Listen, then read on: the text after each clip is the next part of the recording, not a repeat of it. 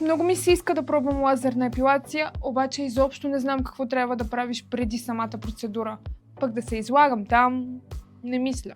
Много жени искат да пробват лазерна епилация, но неведението какво трябва да се направи преди самата процедура ги спира. Нека ви дам 3 съвета преди лазерна епилация. 24 часа преди процедурата, косъмчетата на зоната, която ще бъде третирана, трябва да бъдат премахнати с самобръсначка. Не с кола маска, не с епилатор или пинсета. Кожата трябва да е чиста, без кремове, масла или дезодорант.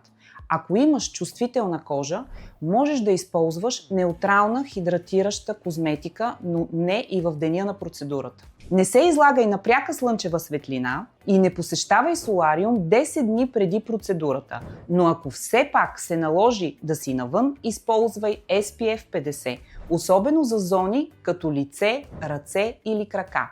И ето, вече сте напълно готови за запазването на час за първата ви процедура. Напишете в коментарите дали сте се подлагали на лазерна епилация, като може да дадете някой полезен съвет на жени, които се колебаят в решението си.